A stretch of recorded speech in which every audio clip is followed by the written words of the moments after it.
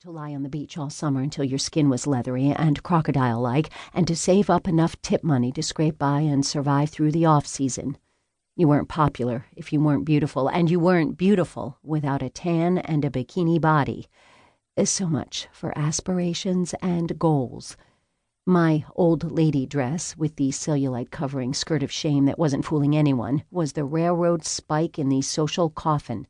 Of course, my red hair and freckles gave me my superpower, which is the ability to burn under a table lamp, so the threat of looking like rock lobster kept me off the beach and in the free air conditioning of the public library every summer throughout high school. I drew the fat straw.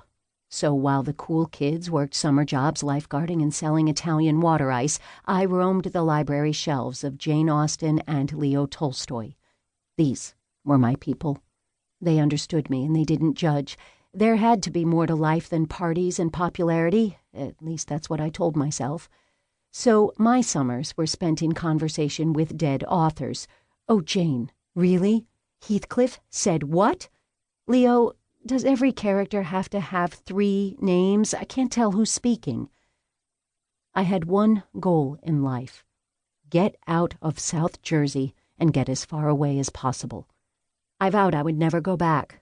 That's pretty much the only successful thing I'd ever done, and now this high school reunion fiasco had arrived to jeopardize all that. I looked at the envelope again. It tried to suck me in. A furry nudge on my leg made me look down. Figaro had come back to apologize for his harsh dismissal of my cowardice, or maybe just to curl up next to me on the plush white sofa that had been my bed in recent months. I offered him a lick of my cookie. He sniffed it and politely refused. John would have taken a bite. This big house is too empty for just the 2 of us, Fig, but there is no way I'm giving Georgina the satisfaction of moving out. The way Figaro's ears pinned against his head at the mention of the Wicked Witch, I could tell he agreed. Georgina was my mother-in-law, or, as Figaro and I called her, domineering overlord. She'd made my life miserable from day one, but then I wasn't exactly what she had been hoping for either. John was her baby, and I ruined him. He was the first genuine friend I made at William and Mary when I ran into him in the quad, literally barreled into him with all the grace of a water buffalo.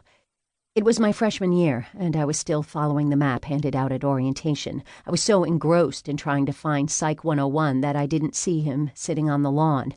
He was so engrossed in his paperback of Lord of the Rings, he never saw me coming. He wasn't what you would call tall, dark, or handsome. He was more short and squatty. Your average geek before being a geek was fashionable. Stocky and muscular in a way that reminds you of a bulldog, with blue eyes and dark brown hair that curled at his neck. His dark-rimmed glasses, coupled with his plaid shirt and faded blue jeans, made him look more suited to the chess club than the football field. I tripped over him and face-planted right in his lap. I was so mortified I started chattering nonsense like I do when I get nervous. Stuff about how I'm directionally challenged, and I really wanted to be a pastry chef, not a psychologist, and I loved the relationship between Frodo and Samwise. When I ran out of steam, John was looking at me with wide eyes, his glasses askew on his nose from the impact of Hurricane Poppy.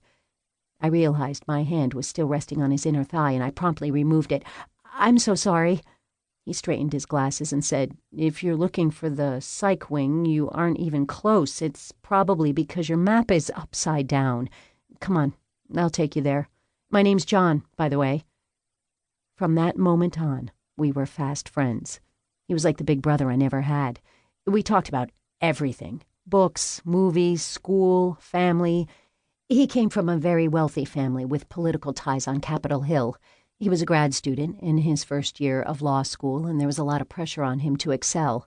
I learned later that his family had been grooming him to run for the Senate one day. They never forgave me for destroying their plans. John said I was the funniest girl he'd ever met, and before he met me, he didn't know how to relax. We hung out as often as we could. John tutored me in calculus, and I made chocolate crepes for him on my dorm hot plate. After a few weeks, I finally convinced him to let me go to a frat party. He didn't want me to be around the debauchery, but I was insistent that I was a big girl, and it was all part of the college experience. I didn't think he attended many parties in his own fraternity because the other guys kept slapping him on the back and calling